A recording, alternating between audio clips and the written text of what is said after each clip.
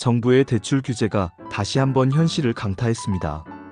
신용대출은 물론 카드론까지 막히며 중저신용자들의 숨통이 점점 조여오고 있는데요. 6.27 가계부채 관리 방안 이후 도대체 어떤 일이 벌어지고 있는 걸까요? 오늘 영상에서는 최근 대출 규제 강화가 서민들에게 어떤 영향을 주고 있는지, 그리고 대안으로 떠오르는 금융수단들은 무엇인지 알아보겠습니다. 1. 규제의 핵심 내용은 수도권과 규제 지역의 주택담보대출 한도는 6억 원으로 제한됐고, 신용대출은 차주의 연소득 이내로만 가능하도록 묶였습니다. 대상은 1금융권뿐 아니라 저축은행, 카드사, 보험사 등 제2금융권까지 확대됐습니다. 이로 인해 특히 중저신용자들이 이용하던 신용대출 창구가 빠르게 닫히고 있습니다. 2. 현장의 반응은 저축은행에서는 신용대출 승인율이 평소보다 최대 80%포인트 하락했습니다. 어떤 곳은 대출 판매 자체를 중단한 상태입니다. 카드론 역시 신용대출로 분류돼 규제 대상에 포함됐습니다. 이미 연소득만큼 신용대출을 받은 사람은 추가로 카드론을 이용할 수 없습니다. 보험계약 대출도 예외가 아닙니다.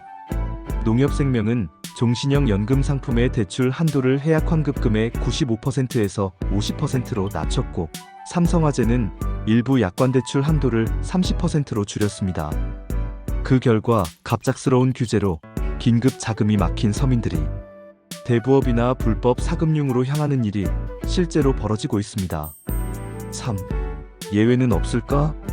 예외도 일부 존재합니다. 연소득 3,500만원 이하 서민 대상 상품, 긴급 생활안정자금, 상속 등 불가피한 채무인수 등이 예외 항목입니다. 하지만 문제는 은행마다 기준이 다르고 정책 금융 상품의 신용대출 포함 여부에 대한 해석이 제각각이라는 점입니다. 4. 대안은 무엇일까?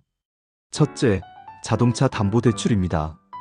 담보가 있는 만큼 대출 접근성이 상대적으로 높고, 금리는 연 4.9%에서 17.9% 수준입니다.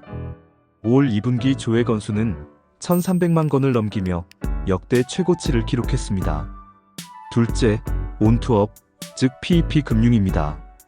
평균 금리는 약 10.2%로 대부업보다 낮지만 심사가 까다롭고 승인율이 낮은 단점이 있습니다. 셋째, 대부업입니다.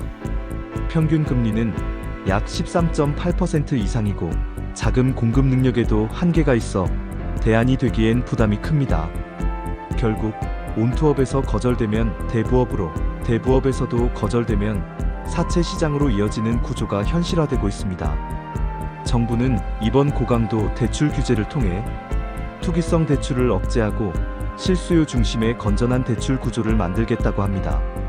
하지만 그 과정에서 가장 먼저 타격을 받는 건 긴급한 생활자금을 필요로 하는 중저신용 서민들입니다. 지금 필요한 건 단순한 규제가 아니라 서민들의 실제 상황을 반영한 유연한 금융 대책 아닐까요?